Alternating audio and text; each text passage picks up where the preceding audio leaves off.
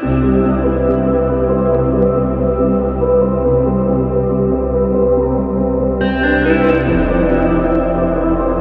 ಮಾಡಿಕೊಳ್ಳೋಣ. ಮಹಾಪರಿಶುದ್ಧನಾಗಿರುವಂತಹ ನಮ್ಮ ಪರಲೋಕ ತಂದೆಯಾದ ದೇವರೇ, ನಿಮ್ಮ ಘನವುಳ್ಳ ನಾಮಕ್ಕಾಗಿ ನಾವು ಸ್ತೋತ್ರ ಮಾಡುತ್ತೇವೆ ಸ್ವಾಮಿ. ಪರಮ ಪವಿತ್ರನು ಲೋಕರಕ್ಷಕನಾಗಿರುವಂತ ದೇವರೇ, ನಿಮಗೆ ಸ್ತೋತ್ರ ಮಾಡುತ್ತೇವೆ ಸ್ವಾಮಿ. ದೇವಾದಿ ದೇವನು, ರಾಜಾದಿ ರಾಜನು, ಕರ್ತಾದಿ ಕರ್ತನು ಆಗಿರುವ ಆತನೇ ನಿಮಗೆ ಸ್ತೋತ್ರ ಮಾಡುತ್ತೇವೆ ಸ್ವಾಮಿ. ಗತಿಸಿ ಹೋಗಿರ್ತಕ್ಕಂಥ ರಾತ್ರಿ ವೇಳೆಯಲ್ಲಿ ಸುಖಕರವಾದ ನಿದ್ರೆಯನ್ನು ಕೊಟ್ಟು ನೂತನ ದಿನವನ್ನು ಕೊಟ್ಟಿದ್ದಕ್ಕಾಗಿ ನಿಮಗೆ ಸ್ತೋತ್ರ. ಈ ನೂತನವಾಗಿರ್ತಕ್ಕ ದಿನದಲ್ಲಿ ನಮ್ಮೆಲ್ಲರನ್ನು ಜೀವಿತರ ಸಂಖ್ಯೆಯಲ್ಲಿ ನಮ್ಮ ನೆನೆಸಿದ್ದಕ್ಕಾಗಿ ನಿಮಗೆ ಸ್ತೋತ್ರ ಮಾಡುತ್ತೇವೆ ಸ್ವಾಮಿ. ಸರ್ವಶಕ್ತನಾಗಿರುವಂಥ ದೇವರೇ, ನಿಮಗೆ ಸ್ತೋತ್ರ. ಈಗ ಕರ್ತನೆ, ಬೆಳಗಿನ ಜಾವದ ಒಂದು ಡಿವಿಷನ್ ಅಲ್ಲಿ ನಾವು ಕರ್ತನ ಭಕ್ತರ ಚರಿತ್ರೆಯನ್ನು ನಾವು ಧ್ಯಾನ ಮಾಡುತ್ತಿದ್ದೇವೆ ಸ್ವಾಮಿ. ಭಕ್ತರು ಯಾವ ತರ ನಿಮ್ಮ ಸ್ವಾಮಿ ಪರಲೋಕ ರಾಜ್ಯದ ಸ್ವಾರ್ಥೆಯ ಕೆಲಸದಲ್ಲಿ ಯಾವ ತರ ಸೇವೆ ಮಾಡಿದ್ರು ಎಂಬುದರ ಬಗ್ಗೆ ನಾವು ತಿಳ್ಕೊಳ್ಳಿಕ್ಕೆ ನೀವು ನಮಗೆ ಸಹಾಯ ಮಾಡಬೇಕೆಂಬುದಾಗಿ ಬೇಡಿಕೊಳ್ಳುತ್ತಾ ಯೇಸುವಿನ ಹೆಸರಲ್ಲಿ ಪ್ರಾರ್ಥಿಸಿ ಬೇಡಿಕೊಳ್ಳುತ್ತೇನೆ ತಂದೆ, ಆಮೆನ್. ದೇವರ ಪರಿಶುದ್ಧ ನಾಮಕ್ಕೆ ಸ್ತೋತ್ರ ಉಂಟಾಗಲಿ. ಈ ದಿವಸ ನಾವು ಸೇವಕರ ಬಗ್ಗೆ ನಾವು ಧ್ಯಾನ ಮಾಡೋಣ. ಅವರ ಹೆಸರು ಐಸಾಕ್ ಜೆಸುಡಿಯನ್ ಅಯ್ಯಾತುರೈ ಎಂಬುದಾಗಿ. ಐಸಾಕ್ ಜೆಸುಡಿಯನ್ ಅಯ್ಯಾತುರೈ ಎಂಬುದಾಗಿ ಇವರು 1890ರಲ್ಲಿ ಹುಟ್ಟಿ 1973ರಲ್ಲಿ ಇವರು ಮರಣವನ್ನು ಹೊಂದಿದ್ರು ಎಂಬುದಾಗಿ ನಾವು ಚರಿತ್ರೆಯಲ್ಲಿ ನಾವು ನೋಡ್ತಾ ಇದ್ದೇವೆ. ಇವ್ರ ಬಗ್ಗೆ ನಾವು ಧ್ಯಾನ ಮಾಡೋದಕ್ಕಿಂತ ಮುಂಚಿತವಾಗಿ ಇವತ್ತಿನ ಒಂದು ಸತ್ಯವೇದದ ಭಾಗ ಮತ್ತಾಯನ ಬರೆದ ಸುವಾರ್ತೆ 23ನೇ ಅಧ್ಯಾಯ. ಮತ್ತಾಯನ ಬರೆದ ಸುವಾರ್ತೆ 23ನೇ ಅಧ್ಯಾಯ ವಚನ 1ರಿಂದ 7ರವರೆಗೆ ನಾವು ಧ್ಯಾನ ಮಾಡೋಣ. ಅಲ್ಲಿ ಹೀಗೆ ಬರೆಯಲ್ಪಟ್ಟಿದೆ: ಯೇಸು ಶಾಸ್ತ್ರಿಗಳನ್ನು ಫರಿಸಾಯರನ್ನು ಗದರಿಸಿದ್ದು ಎಂಬುದನ್ನು ಕೂಡ ನಾವು ನೋಡ್ತೇವೆ, ಮತ್ತು ಯೆರೂಸಲೇಮಿನ ವಿಷಯದಲ್ಲಿ ದುಃಖಪಟ್ಟದ್ದು ಎಂಬುದನ್ನು ಕೂಡ ನಾವು ನೋಡ್ತಾ ಇದ್ದೇವೆ. 23ನೇ ಅಧ್ಯಾಯ ಮತ್ತಾಯ 23ರಲ್ಲಿ. ತರುವಾಯ ಯೇಸು ಜನರ ಗುಂಪಿಗೂ ತನ್ನ ಶಿಷ್ಯರಿಗೂ ಹೇಳಿದ್ದೇನೆಂದರೆ, ಶಾಸ್ತ್ರಿಗಳು ಫರಿಸಾಯರು ಮೋಶೆ ಪೀಠದಲ್ಲಿ ಕೂತುಕೊಂಡಿದ್ದಾರೆ. ಆದುದರಿಂದ ಅವರು ನಿಮಗೆ ಏನೇನು ಹೇಳುತ್ತಾರೋ ಅದನ್ನೆಲ್ಲಾ ಮಾಡಿರಿ, ಕಾಪಾಡಿಕೊಳ್ಳಿರಿ. ಆದರೆ ಅವರ ನಡತೆಯ ಪ್ರಕಾರ ನಡೆಯಬೇಡಿರಿ. ಅವರು ಹೇಳುತ್ತಾರೆ ಹೊರತು ನಡೆಯುವುದಿಲ್ಲ ಎಂಬುದನ್ನು ಕೂಡ ನಾವು ನೋಡ್ತಿದ್ದೇವೆ. ಇಲ್ಲಿ ಯೇಸು ಸ್ವಾಮಿ ಅವರು, ಅಂದ್ರೆ ಈ ಅಧ್ಯಾಯದಲ್ಲಿ ಯೇಸು ಕ್ರಿಸ್ತನು ಯಹೂದ್ಯ ಜನರ ಲೀಡರ್ಸ್, ಯಹೂದ್ಯ ಜನರ ನಾಯಕರುಗಳನ್ನು ಖಂಡಿಸ್ತಾ ಇದ್ದಾರೆ. ಈಗ ಅಂದ್ರೆ ಧರ್ಮಶಾಸ್ತ್ರದ ಬೋಧಕರಾದ ಮತ್ತು ಫರಿಸಾಯರು ಮತ್ತು ಶಾಸ್ತ್ರಿಗಳ ವಿರುದ್ಧವಾಗಿ ಯೇಸು ಸ್ವಾಮಿ ಅವರು ಮಾತನಾಡ್ತಿದ್ದಾರೆ. ಆದ್ರೆ ನಾವಿಲ್ಲಿ ತಿಳ್ಕೊಳ್ಬೇಕಾಗಿರ್ತಕ್ಕಂಥ ವಿಚಾರವೇನೆಂದ್ರೆ, ಈ ಅಧ್ಯಾಯವು ಅನುಚಿತವಾಗಿ ಯಾರು ವರ್ತನೆ ಮಾಡ್ತಾರೋ ಮತ್ತು ಯಾರು ತಮ್ಮ ತಮ್ಮ ಅಧಿಕಾರವನ್ನು ದುರುಪಯೋಗ ಪಡಿಸಿಕೊಳ್ಳುತ್ತಾರೋ ಅಂತಹ ಧಾರ್ಮಿಕವಾಗಿರ್ತಕ್ಕಂಥ ಲೀಡರ್ಸ್, ಅಂತಹ ಧಾರ್ಮಿಕವಾಗಿರ್ತಕ್ಕಂಥ ನಾಯಕರ ಬಗ್ಗೆ ಈ ಅಧ್ಯಾಯವು ಬರೆಯಲ್ಪಟ್ಟಿದೆ. ಈ ಅಧ್ಯಾಯದಲ್ಲಿ ಕ್ರಿಸ್ತನು ಯಹೂದ್ಯ ನಾಯಕರು, ಯಹೂದ್ಯ ಲೀಡರ್ಸ್ ಕೆಟ್ಟ ನಡತೆಯ ಬಗ್ಗೆ ವರ್ಣಿಸಿದ್ದಾರೆ. ಯೇಸು ಸ್ವಾಮಿ ಅವರು ವರ್ಣನೆ ಮಾಡಿದ್ದಾರೆ. ಈ ಶಾಸ್ತ್ರಿಗಳು ಫರಿಸಾಯರು ಇವರೆಲ್ಲರೂ ಕೂಡ ಆಗಿನ ಕಾಲದಲ್ಲಿ ಕೆಟ್ಟ ಕೆಟ್ಟ ರೀತಿಯಲ್ಲಿ ಅವರು ವರ್ತನೆ ಮಾಡ್ತಿದ್ರು. ಇವರೆಲ್ಲರೂ ಕೂಡ ಲೀಡರ್ಸ್, ಇವರೆಲ್ಲರೂ ಕೂಡ. ಸೊ ಇವ್ರ ಬಗ್ಗೆ ಯೇಸು ಸ್ವಾಮಿ ಅವರು ಹೇಳ್ತಾ ಇದ್ದಾರೆ, ವರ್ಣನೆ ಮಾಡಿ ಮತ್ತೆ ಹೇಳ್ತಾ ಇದ್ದಾರೆ. ಅವರ ಮುಖ್ಯ ಪಾಪವೇನೆಂದ್ರೆ, ಫರಿಸಾಯರಾಗಿರ್ಬೋದು, ಶಾಸ್ತ್ರಿಗಳಾಗಿರ್ಬೋದು, ಯಹೂದ್ಯ ಜನರ ಲೀಡರ್ಸ್ಗಳ ಮುಖ್ಯ ಪಾಪ ಏನಂತಂದ್ರೆ ಕಪಟತನ. ಅವರೆಲ್ಲ ಮುಖ್ಯವಾಗಿ ಅದು ಎದ್ದು ಕಾಣ್ತಿತ್ತು. ಅಂದ್ರೆ ಕಪಟತನ ಅಂತಂದ್ರೆ ಹೊರನೋಟಕ್ಕೆ ಅವರು ನೀತಿವಂತರೆಂದು ಕಾಣಿಸಿಕೊಂಡಿದ್ದಾಗ್ಯೂ ಅಂತರಂಗದಲ್ಲಿ ಮಾತ್ರ ಇವರು ಅನೀತಿವಂತರಾಗಿದ್ರು.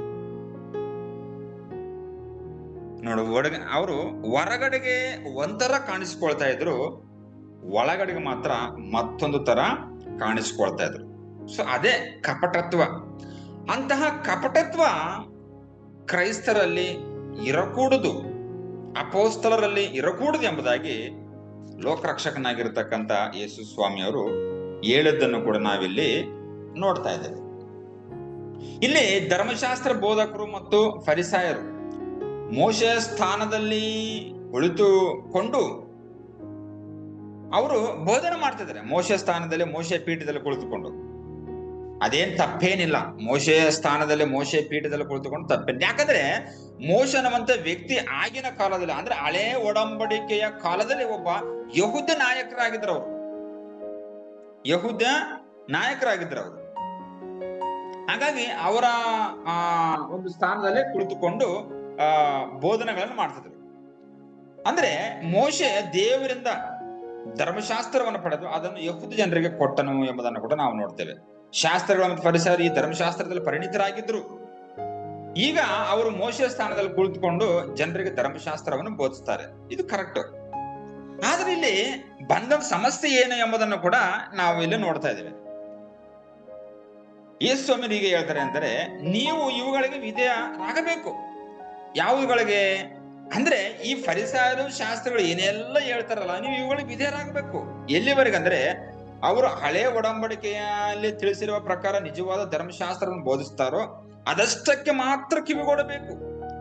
ಕೆಟ್ಟ ಬೋಧಕರಿಂದ ಒಳ್ಳೆ ಬೋಧನೆಯು ಬಂದ ಕಾರಣದಿಂದ ಈ ಒಳ್ಳೆ ಬೋಧನೆಯನ್ನು ನಾವು ತಿರಸ್ಕರಿಸಬಾರದು ಎಂಬುದಾಗಿ ಯೇಸು ಸ್ವಾಮಿಯವರು ಹೇಳ್ತಾ ಇದ್ದಾರೆ. ಬೋಧನೆ ಅನ್ನುವಂಥದ್ದು ಏನಂದ್ರೆ ಒಳ್ಳೇದದು. ಜನರು ಮಾತ್ರ ಕೆಟ್ಟವರು ಒಳ್ಳೆಯವರು ಎಂಬುದರ ಬಗ್ಗೆ ನಾವು ಭೇದ ಭಾವ ನಾವು ಮಾಡಬಹುದು. ಬೋಧನೆ ಮಾತ್ರ ಒಳ್ಳೆಯದು. ಆದ್ರೆ ಈ ಜನರು ಕೆಟ್ಟವರಾಗಿದ್ರು. ಅಂದ್ರೆ ಕೆಟ್ಟವರಾಗಿದ್ದಂತ ಮಾತ್ರಕ್ಕೆ ಒಳ್ಳೆ ಬೋಧನೆ ನಾವು ತಿರಸ್ಕಾರ ಮಾಡಕೂಡದು. ಕೆಟ್ಟವರಿಂದ ಕೆಟ್ಟ ಬೋಧನೆ ಬಂದಾಗ ಮಾತ್ರ ತಿರಸ್ಕಾರ ಮಾಡಬೇಕು ಎಂಬುದಾಗಿ ಯೇಸು ಸ್ವಾಮಿಯವರು ಹೇಳ್ತಾ ಇದ್ದಾರೆ. ಆದ್ರೆ ಕೆಟ್ಟ ಬೋಧಕರಿಂದ ಒಳ್ಳೆಯ ಬೋಧನೆ ಬಂದ ಕಾರಣದಿಂದ ಈ ಒಳ್ಳೆ ಬೋಧನೆಯನ್ನು ನಾವು ತಿರಸ್ಕರಿಸಬಾರದು. ಇದನ್ನ ನಾವು ಅಂಗೀಕರಿಸಬೇಕು, ಅವ್ರ ಮಾತನ್ನು ಕೇಳಬೇಕು ಎಂಬುದನ್ನು ಇಲ್ಲಿ ಯೇಸು ಸ್ವಾಮಿಯವರು ಹೇಳ್ತಾ ಇದ್ದಾರೆ. ಆದರೆ ಅವರನ್ನು ಅನುಕರಣೆ ಮಾಡಬೇಡ್ರಿ ಎಂಬುದನ್ನು ಹೇಳ್ತಿದ್ದಾರೆ. ಅವರನ್ನ ಅನುಕರಣೆ ಮಾಡಬಾರದು ಎಂಬುದಾಗಿ ಯೇಸುವಿನ ಎಚ್ಚರಿಕೆ ಕೊಡ್ತಾ ಇದ್ದಾರೆ. ಆದ್ರೆ ಅವ್ರು ಹೇಳಿದ ಹಾಗೆ ಮಾಡ್ರಿ, ಆದ್ರೆ ಅವರ ನಡತೆಯ ಪ್ರಕಾರ ನಡೆಯಬೇಡಿರಿ. ಇದು ಬಹಳ ಮುಖ್ಯವಾಗಿರ್ತಕ್ಕಂಥ ಒಂದು ಅಂಶ. ಅವ್ರು ಏನೆಲ್ಲ ಹೇಳ್ತಾ ಇದಾರೆ ಕೇಳಬೇಕು, ಬಟ್ ಆದರೆ ಅವರ ನಡತೆಯ ಪ್ರಕಾರ ಮಾತ್ರ ಅನುಸರಿಸಬೇಡ್ರಿ, ನಡತೆಯನ್ನು ಅನುಸರಿಸಬೇಡ್ರಿ ಎಂಬುದಾಗಿ. ನಡತೆ ವೆರಿ ವೆರಿ ಇಂಪಾರ್ಟೆಂಟ್ ಆಗ್ತದೆ. ದೇವರ ಮಾತುಗಳು ಅವ್ರು ಹೇಳಿದಾಗ ಕೇಳ್ರಿ, ಬಟ್ ನಡತೆನ ಮಾತ್ರ ಹಿಂಬಾಲಿಸಬಾರದು ಎಂಬುದಾಗಿ. ಎಸ್, ಅದಕ್ಕಾಗಿ ಸೇವಕರಾಗಿರ್ತಕ್ಕಂಥವರು ಮತ್ತು ಕ್ರೈಸ್ತ ವಿಶ್ವಾಸಿಗಳಾದಂತವರು ನಡತೆಯಲ್ಲೂ ಕೂಡ ತುಂಬಾ ಪರಿಶುದ್ಧವಾಗಿರಬೇಕು. ಯಾಕಂದ್ರೆ ಸಮಾಜ ನೋಡ್ತಿರ್ತದೆ ಮತ್ತು ಸಭೆ ಕೂಡ ನೋಡ್ತಿರ್ತದೆ. ಒಬ್ಬ ಸೇವಕರು ನಡೆ ನುಡಿಯಲ್ಲಿಯೂ ಕೂಡ ಅವರ ನಡತೆ ತುಂಬಾ ಪರಿಶುದ್ಧವಾಗಿದ್ದಾಗ ಮಾತ್ರ ಅದೇನಂತಂದ್ರೆ ಮತ್ತೊಬ್ಬರು ಕೇಳಲು ಕೂಡ ಒಂದು ಸಾಧ್ಯತೆ ಇರ್ತದೆ. ನಾವು ಒಂದರಲ್ಲಿ ಚೆನ್ನಾಗಿದ್ದುಕೊಂಡು ಮತ್ತೊಂದರಲ್ಲಿ ನಾವು ಫೇಲ್ಯೂರ್ ಆಗಿದ್ದೀಯ ಅಂದ್ರೆ ಅದು ತುಂಬಾ ಏನಂತಂದ್ರೆ ನಾವೇ ದೇವರಿಗೆ ಮೋಸ ಮಾಡುವ ಹಾಗೆ, ನಾವು ಕಪಟಿಗಳ ಹಾಗೆ ನಾವು ತೋರಿಸಿಕೊಳ್ಳುತ್ತೇವೆ ಎಂಬುದಾಗಿ ಅದರ ಅರ್ಥ. ಕರ್ತನಲ್ಲಿ ಪ್ರೀತಿ ಉಳಿದ ದೇವಜನಲ್ಲೇ ಇಲ್ಲಿ ಯೇಸು ಸ್ವಾಮಿ ಏನಂತ ಹೇಳ್ತಾರೆ ಅಂತಂದ್ರೆ, ಅವರು ಏನೆಲ್ಲ ಹೇಳ್ತಾರೋ ಅದನ್ನೆಲ್ಲ ಏನಂತಂದ್ರೆ ಮಾಡುವುದಿಲ್ಲ, ಆದ್ರೆ ತಾವು ಏನನ್ನ ಮಾಡೋದಕ್ಕೆ ಆಗುವುದಿಲ್ಲ. ಇದನ್ನು ಇತರರು ಮಾಡಬೇಕೆಂಬುದಾಗಿ ಅವರು ಬಯಸ್ತಾರೆ. ಹಾಗಾಗಿ ಕರ್ತನಲ್ಲಿ ಪ್ರೀತಿಯುಳ್ಳ ದೇವಜನರೇ, ಫರಿಸಾಯರಾಗಿರ್ಬೋದು, ಶಾಸ್ತ್ರಿಗಳಾಗಿರ್ಬೋದು ಮತ್ತು ಯಹೂದ ಜನ ಲೀಡರ್ಸ್ ಆಗಿರ್ಬೋದು, ಜನರಿಗೆ ಅವ್ರು ಹೇಳ್ತಾ ಇದ್ರು ಅಷ್ಟೇ, ಬಟ್ ಅವರು ಮಾತ್ರ ಅದನ್ನ ಮಾಡ್ತಾ ಇರಲಿಲ್ಲ. ಆದ್ರೆ ಯೇಸು ಸ್ವಾಮಿ ಅವರು ಏನಂತ ಹೇಳ್ತಾರೆ ಅಂತಂದ್ರೆ, ನೀವು ಇದನ್ನೆಲ್ಲ ಕೂಡ ಮಾಡಬೇಕು, ಬಟ್ ಆದ್ರೆ ಅವರ ನಡತೆಯ ಪ್ರಕಾರ ನಡೆಯಬೇಡ್ರಿ ಎಂಬುದನ್ನು ಕೂಡ ಯೇಸು ಸ್ವಾಮಿ ಅವರು ಹೇಳ್ತಾ ಇದ್ರು. ಅದು ಮಾತ್ರವಲ್ಲದು ಕೂಡ ಕೆಲವೊಂದು ನಿಯಮಗಳನ್ನು ಕೂಡ ಅವರು ಹೇಳ್ತಾ ಇದ್ರು. ಅಂದ್ರೆ ಮೂಲ ಧರ್ಮಶಾಸ್ತ್ರಕ್ಕೆ ಸಂಬಂಧ ಪಡಲಾದಂತ ವಿಚಾರಗಳು, ನಿಯಮಗಳನ್ನು ಕೂಡ ಜನರ ಹೆಗಲ ಮೇಲೆ ಭಾರವಾಗಿ ಅವರು ಓರ್ತಾ ಇದ್ರು. ಅಂದ್ರೆ ಅವ್ರು ಮಾತ್ರ ಮಾಡಂಗಿಲ್ಲ, ಅವರು ಬೆರಳಷ್ಟು ಸಹಾಯ ಮಾಡಂಗಿಲ್ಲ, ಆದ್ರೆ ಮತ್ತೊಬ್ರು ಮಾಡಬೇಕು, ಮತ್ತೊಬ್ರು ಅದನ್ನ ಏನಂತಂದ್ರೆ ನಡಿಬೇಕೆಂಬುದಾಗಿ ಇವರು ಇಷ್ಟಪಡ್ತಾ ಇದ್ರು. ತಾವು ಮಾತ್ರ ಮಾಡಂಗಿಲ್ಲ. ಸೊ ಇದನ್ನೇನಂತಂದ್ರೆ ಯೇಸು ಸ್ವಾಮಿಯವರು ಖಂಡಿಸ್ತಾ ಇದ್ರು. ಅಂದ್ರೆ ನೀವು ಮಾತ್ರ ನಡೆಯಂಗಿಲ್ಲ, ಮತ್ತೊಬ್ಬರಿಗೆ ಅದು ಹೇಳುವುದು ಹೇಗೆ ಎಂಬುದರ ಬಗ್ಗೆ. ಕರ್ತನಲ್ಲಿ ಪ್ರೀತಿ ದೇವ ಜನರೇ, ಮತ್ತೆ ಅವರು ಏನಂತಂದ್ರೆ ಅವ್ರು ಏನೆಲ್ಲ ಮಾಡ್ತಾ ಇದ್ರು, ಒಂದ್ ರೀತಿಯಲ್ಲಿ ಜನರಿಂದ ಮೆಚ್ಚುಗೆಯನ್ನು ಪಡೆದುಕೊಳ್ಳುವುದಕ್ಕಾಗಿ ಮಾಡ್ತಾ ಇದ್ರು. ದೇವರಿಂದ ಮೆಚ್ಚುಗೆಯನ್ನು ಪಡ್ಕೊಳ್ತಾರ ಇಲ್ಲವೋ ಅದನ್ನ ಅದು ಏನಂತಾರೆ, ಇದು ಸೆಕೆಂಡ್ರಿ ಅದು. ಆದ್ರೆ ಜನರಿಂದ ಮಾತ್ರ ಹೊಗಳಿಕೆ, ಜನರಿಂದ ಮೆಚ್ಚುಗೆ ಪಡ್ಕೊಳ್ಳುವಂಥದನ್ನ ಮಾತ್ರ ಈ ಯಹೂದ ಲೀಡರ್ಸ್, ಫರಿಸಾಯರಾಗಿರ್ಬೋದು, ಶಾಸ್ತ್ರಿಗಳಾಗಿರ್ಬೋದು, ಇವರು ಮಾಡ್ತಾ ಇದ್ರು. ಸೊ ಹಾಗಾಗಿ ಆ ರೀತಿಯಲ್ಲೇ ಬೇಡ, ಆ ರೀತಿಯಲ್ಲಿ ಇರಬಾರದು ಎಂಬುದನ್ನ ಅವ್ರನ್ನ ಖಂಡಿಸ್ತಾ ಇದ್ರು ಯೇಸು ಸ್ವಾಮಿ ಅವರು. ಆಮೇಲೆ ತಮ್ಮ ಕೈಗಳಿಗೆ ಮತ್ತು ಹಣೆಗೆ ಕೆಲವೊಂದು ಬಟ್ಟೆಗಳನ್ನ ಕಟ್ಟಿಕೊಳ್ತಾ ಇದ್ರು, ಮತ್ತೆ ಅವುಗಳನ್ನು ಅಂತಂದ್ರೆ ಧರಿಸ್ಕೊಳ್ತಾ ಇದ್ರು. ಅಂದ್ರೆ ನಾವು ಮತಾಭಿಮಾನಿಗಳು ಎಂಬುದಾಗ ಅವ್ರು ತೋರಿಸ್ಕೊಳ್ತಾ ಇದ್ರು. ಆದ್ರೆ ಕೈಪಟ್ಟಿ ಕಟ್ಟಿಕೊಳ್ಳುವುದು, ಧರಿಸಿಕೊಳ್ಳುವುದು ಇದೇನು ಕೂಡ ತಪ್ಪೇನಿಲ್ಲ. ಆದ್ರೆ ಹೊಗಳಿಕೊಳ್ಳುವಂಥದ್ದು ತಪ್ಪು. ಅಂದ್ರೆ ಅದನ್ನ ಜನರ ಮೇಲೆ ಏನಂದ್ರೆ ಭಾರವಾಗಿ ಓರುವಂಥದ್ದು ಕೂಡ ಅದು ತಪ್ಪಾಗಿತ್ತು. ಆಗ ಕರ್ತನಲ್ಲಿ ಪ್ರೀತಿಯುಳ್ಳ ದೇವ ಜನರೇ, ಇವ್ರು ಯಾವ ತರ ನಡ್ಕೊಳ್ತಾ ಇದ್ರು ಅಂತಂದ್ರೆ, ಮರ್ಯಾದೆ ಸ್ಥಾನಗಳಿಗಾಗಿ ಮುಖ್ಯವಾಗಿರ್ತಕ್ಕಂಥ ಪೀಠ ಸ್ಥಾನಗಳನ್ನ ಆರಿಸ್ಕೊಳ್ತಾ ಇದ್ರು. ಅಂದ್ರೆ ಒಂದ್ ರೀತಿಯಲ್ಲಿ ಅಂದ್ರೆ ಬಹಿರಂಗವಾಗಿ ಇವರು ತಮ್ಮನ್ನು ತಾವು ಹೆಚ್ಚಿಸ್ಕೊಳ್ತಾ ಇದ್ರು. ಬಹಿರಂಗವಾಗಿ ತಮ್ಮನ್ನು ತಾವು ಅಂದ್ರೆ ನಾವು ತುಂಬಾ ನೀತಿವಂತರು, ತುಂಬಾ ಪರಿಶುದ್ಧವಂತರು ಎಂಬುದಾಗಿ ಅವರು ಒಂದ್ ರೀತಿಯಲ್ಲಿ ಹೇಳ್ಕೊಳ್ತಾ ಇದ್ರು. ಆದ್ರೆ ಅದೆಲ್ಲೂ ಕೂಡ ಏನಂದ್ರೆ ದೇವರ ದೃಷ್ಟಿಯಲ್ಲಿ ತುಂಬಾ ತಪ್ಪಾಗಿತ್ತು, ತುಂಬಾ ಒಂದ್ ರೀತಿಯಲ್ಲಿ ಪಾಪಿಷ್ಟ ತರ ಅದಿತ್ತು. ಆದ್ರೆ ಅದು ಅವ್ರಿಗೆ ಗೊತ್ತಾಗ್ತಾ ಇಲ್ಲ. ಜನರಿಗೆ ಮಾತ್ರ ತುಂಬಾ ಚೆನ್ನಾಗಿ ಅವರು ಕಾಣಿಸ್ಕೊಳ್ತಾ ಇದ್ರು. ಸೊ ಆ ರೀತಿಯಲ್ಲಿ ನಮ್ಮಲ್ಲಿ ಇರಕೂಡದು. ನಮ್ಮಲ್ಲಿ ಏನಂತಂದ್ರೆ ಕಪಟತನ ಅನ್ನುವಂಥದ್ದು ಕೂಡ ಇರಕೂಡುದು. ಅಂದ್ರೆ ಒಳಗಡೆಗೆ ಮಾತ್ರ ಒಂಥರ, ಹೊರಗಡೆಗೆ ಮತ್ತೊಂಥರ ಕಾಣಿಸಿಕೊಳ್ಳಬಾರದು ಎಂಬುದನ್ನು ಕೂಡ ಇಲ್ಲಿ ಯೇಸು ಸ್ವಾಮಿ ಅವರು ಹೇಳ್ತಾ ಇದ್ದಾರೆ. ಹಾಗಾಗಿ ಫರಿಸಾಯರು, ಶಾಸ್ತ್ರಿಗಳು ಏನೆಲ್ಲ ಹೇಳ್ತಾ ಇದಾರೆ ಅದನ್ನೆಲ್ಲ ಕೇಳ್ಬೇಕು, ಆದ್ರೆ ಅವರ ನಡತೆ ಪ್ರಕಾರವಾಗಿ ನಡೆಯಬಾರದು ಅನ್ನುವಂಥದ್ದು ಮಾತ್ರ ಪ್ರಾಮುಖ್ಯವಾಗಿರುವಂಥದ್ದು. ನಡತೆ ಇಂಪಾರ್ಟೆಂಟ್. ಹಾಗಾಗಿ ಕ್ರೈಸ್ತ ಸೇವಕರಲ್ಲಿ ಕೂಡ ನಡತೆ ಅನ್ನುವಂಥದ್ದು ಕೂಡ ತುಂಬಾ ಪ್ರಾಮುಖ್ಯವಾಗಿರ್ತಕ್ಕಂಥ ಸಂಗತಿ ಆಗಿದೆ. ಈಗ ನಾವು ಅಯ್ಯಾತುರೈ ಬಗ್ಗೆ ನಾವು ಧ್ಯಾನ ಮಾಡೋಣ. ಅಯ್ಯಾತುರೈ ಇವರು 1890ರಲ್ಲಿ ಭಾರತ ದೇಶದಲ್ಲಿ ಇವರು ಹುಡ್ತಾರೆ. ಇವರು ತಮಿಳಿನ್ಸ್. ಅಂದ್ರೆ ಇವರು ಯಾವ ಒಂದು ಜಿಲ್ಲೆ, ಯಾವ ಪಟ್ಟಣ ಎನ್ನುವಂಥದ್ರ ಬಗ್ಗೆ ಸ್ವಲ್ಪ ಏನಂತಂದ್ರೆ ಮಾಹಿತಿ ಸ್ವಲ್ಪ ಕಡಿಮೆ ಇದೆ. ಇವರ ವೃತ್ತಿ ಏನಂತಂದ್ರೆ ಟೀಚರ್ ಆಗಿದ್ದರು. ಟೀಚರ್ ವೃತ್ತಿಯನ್ನು ಇವರು ಪ್ರಾರಂಭ ಮಾಡಿದ್ರು. ಇವರು ಏನಂತಂದ್ರೆ ಸುವಾರ್ತೆಯ ಮೇಲಿನ ಒಂದು ಆಳವಾಗಿರ್ತಕ್ಕಂಥ ಉತ್ಸಾಹದಿಂದ ಒಂದು ಪ್ರೇರಿತರಾಗಿ 1912ರಲ್ಲಿ ಮಹಾನ್ ಸುವಾರ್ತಿಕರಾಗಿರ್ತಕ್ಕಂಥ ಬಿಷಪ್ VS ಆಚಾರ್ಯ ಅವರೊಂದಿಗೆ ಸೇರಿಕೊಂಡು ಸುವಾರ್ತೆನ ಸಾರಿದರು. ಇವರು ಬಿಷಪ್ ಆಚಾರ್ಯ ಅವರೊಂದಿಗೆ ಸೇರಿಕೊಂಡ ನಂತರ ತಮ್ಮ ಟೀಚರ್ ವೃತ್ತಿಗೆ ಅವರು ರಾಜೀನಾಮೆಯನ್ನು ಕೊಡ್ತಾರೆ. ಇವರು ಆಗಿನ ಕಾಲದಲ್ಲಿ 1912ರಲ್ಲಿ ಇವರು ರಾಜೀನಾಮೆಯನ್ನು ಕೊಡ್ತಾರೆ ಟೀಚರ್ ಒಂದು ಹುದ್ದೆಗೆ. ನಂತರದಲ್ಲಿ ಬಿಷಪ್ ಆಚಾರ್ಯ ಎನ್ನುವಂತ ದೈವ ಸೇವಕರೊಂದಿಗೆ ಈ ಅಯ್ಯಾತುರ ಎನ್ನುವಂತವರು ಸೇರಿಕೊಂಡು ಅವರೊಂದಿಗೆ ಕೆಲವೊಂದು ಪ್ರಾಂತ್ಯಗಳಿಗೆ ಪ್ರಯಾಣ ಮಾಡ್ತಾರೆ. ಜಡ್ಸರ್ಲಾಗೆ ಅಂದ್ರೆ ಒಂದು ಪ್ರಾಂತ್ಯಕ್ಕೆ ಇವರು ಪ್ರಯಾಣ ಮಾಡ್ತಾರೆ. ಜಡ್ಸರ್ಲಾ ಅನ್ನುವಂತ ಒಂದು ಊರು, ಆ ಒಂದು ಪ್ರಾಂತ್ಯಕ್ಕೆ ಪ್ರಯಾಣ ಮಾಡಿ ಅಲ್ಲಿ ಸವಾಲಿನ ಪರಿಸ್ಥಿತಿಗಳಲ್ಲಿ ತಮ್ಮ ಸುವಾರ್ಥ ಜೀವನವನ್ನು ಪ್ರಾರಂಭ ಮಾಡಿದ್ರು. ಆ ರೀತಿಯಲ್ಲಿ ಅಂದ್ರೆ ಕಷ್ಟಕರವಾಗಿರ್ತಕ್ಕಂಥ ಒಂದು ರೀತಿಯಲ್ಲಿ ಇವರು ಸುವಾರ್ತೆಯನ್ನು ಪ್ರಾರಂಭ ಮಾಡಿದ್ರು. ಹಾಗಾಗಿ ಇವರಿಗೆ ಆಶ್ರಯ ಇಲ್ಲದಿದ್ದಾಗಲೂ ಕೂಡ ಖಾಲಿ ಎತ್ತಿನ ಬಂಡಿ ಕೆಳಗೆ ಮಲಗ್ತಾ ಇದ್ರು. ಯಾರಂದ್ರೆ ಆಚಾರ್ಯ ಮತ್ತು ಅಯ್ಯಾತುರ ಎನ್ನುವಂತ ಸೇವಕರುಗಳು. ಇವರು ಅಯ್ಯಾತುರ ಎನ್ನುವಂತವರು ಭಾರತೀಯ ಸುವಾರ್ತೆ ಯಾತ್ರೆಯಿಂದ ಕಳುಹಿಸಲ್ಪಟ್ಟ ಸುವಾರ್ತಿಕರಾಗಿದ್ರು. ಇವರು ಒಂದು ಟ್ರಸ್ಟ್ ಅಥವಾ ಒಂದೇನಂದ್ರೆ ಒಂದು ಮಿಷನ್ ಮುಖಾಂತರವಾಗಿ ಇವರು ಸೇವೆಗೆ ಕಳುಹಿಸಲ್ಪಟ್ಟರು. ಸುವಾರ್ತೆನ ಸಾರುವ ದೇವರ ಉನ್ನತ ಕಾರ್ಯವನ್ನು ಇವರು ಅನುಸರಿಸಲು ಶಿಕ್ಷಕರಾಗಿ ತಮ್ಮ ವೃತ್ತಿ ಜೀವನವನ್ನು ತ್ಯಜಿಸಿ ಡಾಕ್ಟರ್ ಬಿಷಪ್ಪ VS ಆಚಾರ್ಯ ಅವರೊಂದಿಗೆ ಗ್ರಾಮ ಮಿಷನ್ಗಳಲ್ಲಿ ಕೈ ಜೋಡಿಸಿದರು. ಈಗ ಇಲ್ಲಿ ಅವರು ತಮ್ಮ ವೃತ್ತಿ ಜೀವನ ಅಂದ್ರೆ ಟೀಚರ್ ವೃತ್ತಿಗೆ ರಾಜೀನಾಮೆ ಕೊಟ್ಟು ಆಚಾರ್ಯ ಅವರೊಂದಿಗೆ ಕೈ ಜೋಡಿಸಿ ಎಲ್ಲಿ ಮಾಡ್ತಾರೆ ಅಂದ್ರೆ ಸೇವೆ ಅಂದ್ರೆ ಒಂದು ಹಳ್ಳಿಯಲ್ಲಿ ಇವರು ಸೇವೆ ಮಾಡ್ಲಿಕ್ಕೆ ಕೈ ಜೋಡಿಸ್ತಾರೆ.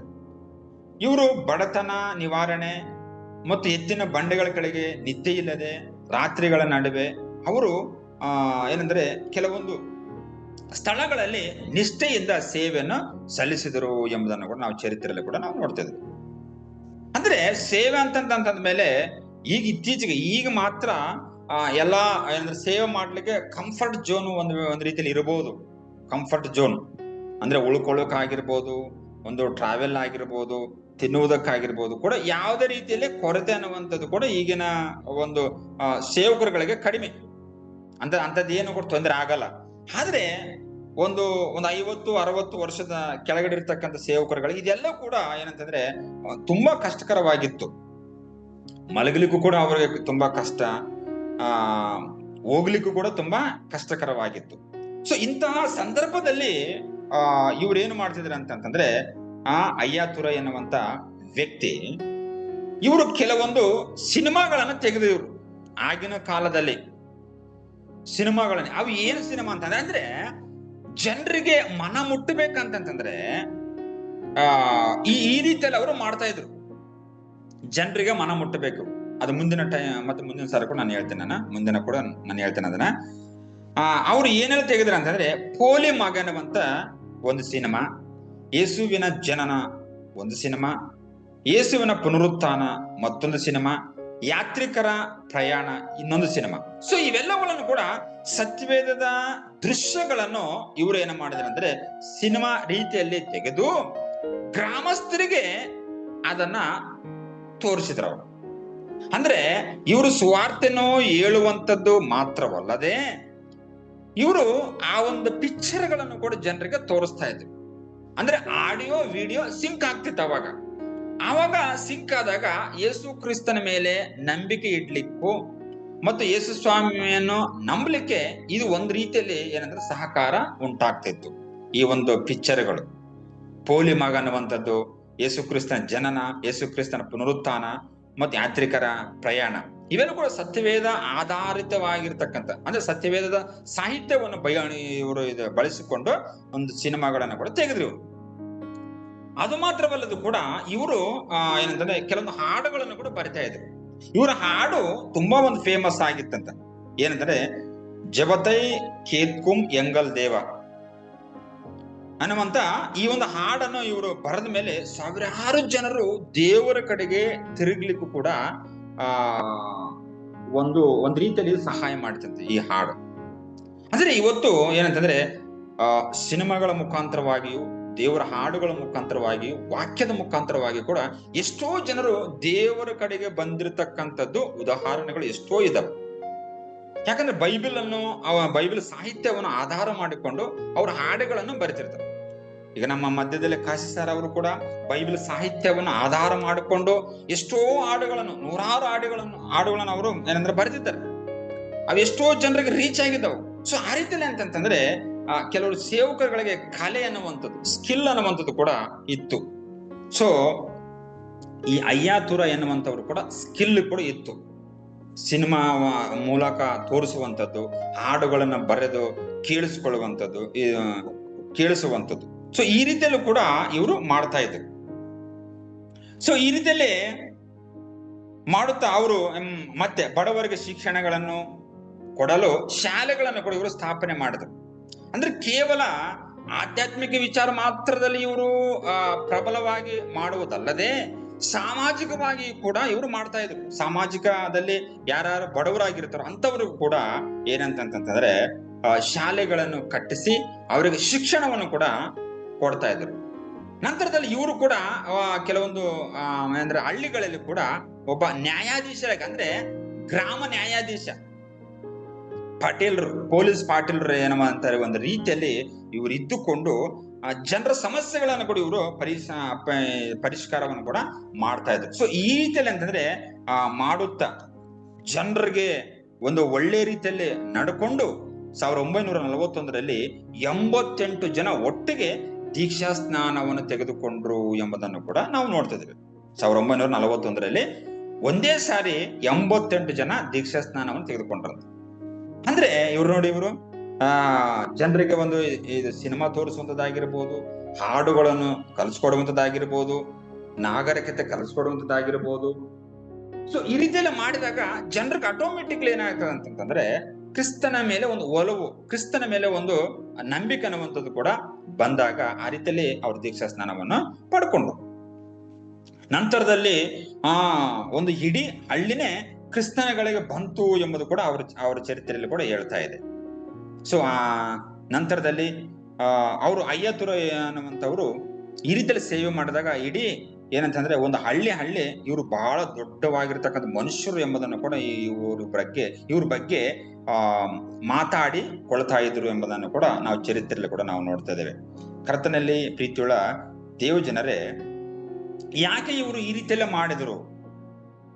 ಯಾಕಂತಂದ್ರೆ ಒಂದು ಸಿನಿಮಾ ಅಂದ್ರೆ ದಾರಿ ತಪ್ಪಿದ ಮಗ ಆಗಿರ್ಬೋದು, ಯೇಸುವಿನ ಜನನ, ಯಾತ್ರಿಕರ ಪ್ರಯಾಣ, ಸೊ ಇವೆಲ್ಲ ಕೂಡ ಕ್ರಿಸ್ತನನ್ನು ನಂಬುವಂತೆ, ಅಂದ್ರೆ ಧರ್ಮ ಗ್ರಂಥವನ್ನು ಎದ್ದು ಕಾಣುವಂತೆ, ಬೈಬಲ್ ನಲ್ಲಿ ಏನೆಲ್ಲ ಸತ್ಯಾಂಶಗಳು ಇದಾವ ಅದನ್ನೆಲ್ಲ ಕೂಡ ಎದ್ದು ಕಾಣುವಂತೆ ಇವರು ಮಾಡಿದ್ರು ಎಂಬುದನ್ನು ಕೂಡ ನಾವು ನೋಡ್ತಾ ಇದ್ದೇವೆ. ಸೊ ಹಾಗಾಗಿ ಏನಂತಂದ್ರೆ ಇವರಲ್ಲಿ ತುಂಬಾವಾಗಿರ್ತಕ್ಕಂಥ ಸ್ಕಿಲ್ಗಳು ಕೂಡ ಇತ್ತು. ಅದೇನ್ ಸ್ಕಿಲ್ ಎಂಬುದಾಗಿ ನಾವು ನೋಡೋದಾದ್ರೆ ಕಲೆ ಆಗಿರ್ಬೋದು, ಸಂಗೀತ ಆಗಿರ್ಬೋದು ಮತ್ತು ಸಾಹಿತ್ಯ ಆಗಿರ್ಬೋದು. ಇವರು ಈ ರೀತಿಯಲ್ಲಿ ಏನಂತಂದ್ರೆ ತುಂಬಾ ಕಲೆ, ಸಂಗೀತ, ಸಾಹಿತ್ಯ ಇವುಗಳಿಂದ ಜನರ ಬಳಿಗೆ ಕ್ರಿಸ್ತನ ಸುವಾರ್ತೆಯನ್ನು ಕೂಡ ಸಾರ್ತಾ ಇದ್ರು. ಇವರು ಒಂದೇ ಒಂದು ಹಾಡು, ಪ್ರಾರ್ಥನೆಯನ್ನು ಕೇಳುವ ನಮ್ಮ ದೇವರು ಎನ್ನುವಂತ ಒಂದು ಹಾಡಿನಿಂದ ಎಷ್ಟೋ ಜನರು ಏನಂತಂದ್ರೆ ದೇವರ ಕಡೆಗೆ ಅಂದ್ರೆ ಕ್ರಿಸ್ತನ ಕಡೆಗೆ ಬರ್ಲಿಕ್ಕೆ ಇದು ಏನಂತಂದ್ರೆ ಒಂದು ಸಹಾಯ ಮಾಡಿತು ಎಂಬುದನ್ನು ಕೂಡ ನಾವು ಚರಿತ್ರೆಯಲ್ಲಿ ಕೂಡ ನಾವು ನೋಡ್ತಾ ಇದ್ದೇವೆ. ಹಾಗೆ ಕರ್ತನಲ್ಲಿ ಪ್ರೀತಿಯುಳ್ಳ ದೇವ ಜನರೇ, ಇವರು ಒಂದು ಹಳ್ಳಿಯಲ್ಲಿ ಒಬ್ಬ ನ್ಯಾಯಾಧೀಶ ಆಗಿ, ಪೊಲೀಸ್ ಪಾಟೀಲರಾಗಿ ಇವರು ಸೇವೆಯನ್ನು ಕೂಡ ಮಾಡಿದ್ರಂತ. ಅಂದ್ರೆ ಗ್ರಾಮದಲ್ಲಿ ಯಾವ್ದಾದ್ರು ಒಂದು ವಿವಾದಗಳು ಬಂದಾಗ ಅದನ್ನ ಬಗೆಹರಿಸಿ ಕ್ರಿಸ್ತನ ನ್ಯಾಯವನ್ನು ಜನರಿಗೆ ಹೇಳ್ತಾ ಇದ್ರು ಎಂಬುದನ್ನು ಕೂಡ ನಾವು ನೋಡ್ತಾ ಇದ್ದೇವೆ. ಈಗ ಕರ್ತನಲ್ಲಿ ಪ್ರೀತಿಯುಳ್ಳ ದೇವ ಜನರೇ, ಇವರು ತುಂಬಾ ಏನಂತಾರೆ ಅತಿ ಹೆಚ್ಚಾಗಿ ನಡ್ಕೊಂಡು ಹೋಗಿ ಸುವಾರ್ತೆಯನ್ನು ಸಾರಿದ್ದಾರೆ. ಮತ್ತು ಇಡೀ ಹಳ್ಳಿಗಳು ನೂರಾರು ಜನ, ಸಾವಿರಾರು ಜನರು ಕೂಡ ಇವರು ದೀಕ್ಷಾ ಸ್ನಾನವನ್ನು ಕೊಟ್ಟಿದ್ದಾರೆ ಎಂಬುದನ್ನು ಕೂಡ ನಾವಿಲ್ಲಿ ನೋಡ್ತಾ ಇದ್ದೇವೆ. ಕೊನೆಯದಾಗಿ ಇವರು ಮರಣ 1973ರಲ್ಲಿ ಅಂದ್ರೆ 83ನೆಯ ವಯಸ್ಸಿನಲ್ಲಿ ಇವರು ಕರ್ತನಲ್ಲಿ ನಿದ್ರೆ ಹೊಂದಿದ್ರು ಎಂಬುದನ್ನು ಕೂಡ ನಾವು ನೋಡ್ತಿದ್ದೀವಿ.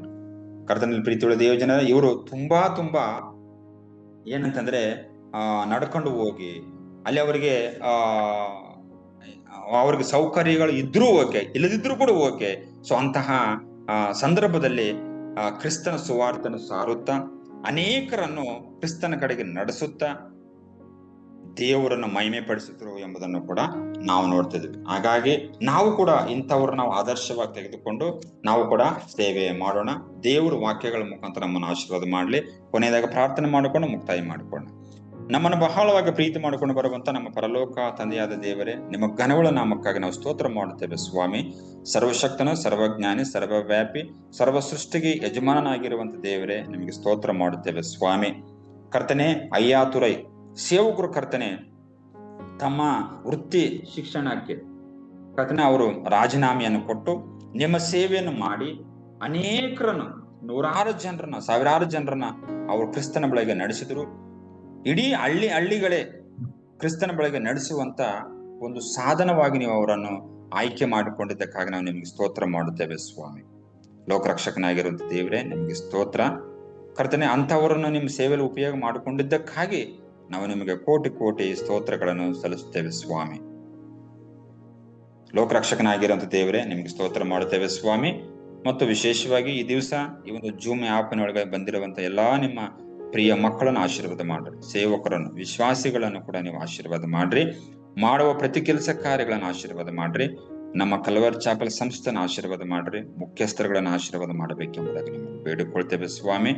ಕರ್ತ ನಿಮಗೆ ಸ್ತೋತ್ರ. ಎಲ್ಲೆಲ್ಲಿ ನಮ್ಮ ಕಲ್ವರ್ ಚಾಪಲ್ ಸಂಸ್ಥೆ ಕೆಲಸ ಮಾಡ್ತಾ ಇದೆಯೋ ಕರ್ತನೆ, ಅಲ್ಲೆಲ್ಲಿ ಕರ್ತನೆ ನಿಮ್ಮ ಕೃಪೆ, ನಿಮ್ಮ ಪ್ರಸನ್ನತೆ ಇರಬೇಕೆಂಬುದಾಗಿ ಕರ್ತನೆ ಬೇಡುತ್ತಾ, ನೀವು ನಮಗೋಸ್ಕರವಾಗಿ ಲೋಕಕ್ಕೆ ಬಂದು ಸತ್ತು ಉಣ್ಣಲ್ಪಟ್ಟ ತಿರುಗಿ ಮೃತ್ಯುಂಜಯನಾಗತ್ತೆ ಬಂದಿರತಕ್ಕಂಥ ನಜರೇತನ ಕ್ರಿಸ್ತ ಯೇಸುವಿನ ಹೆಸರಿನಲ್ಲಿ ಪ್ರಾರ್ಥಿಸಿ ಬೇಡಿಕೊಳ್ತೇನೆ ತಂದೆ, ಆಮೇಲೆ.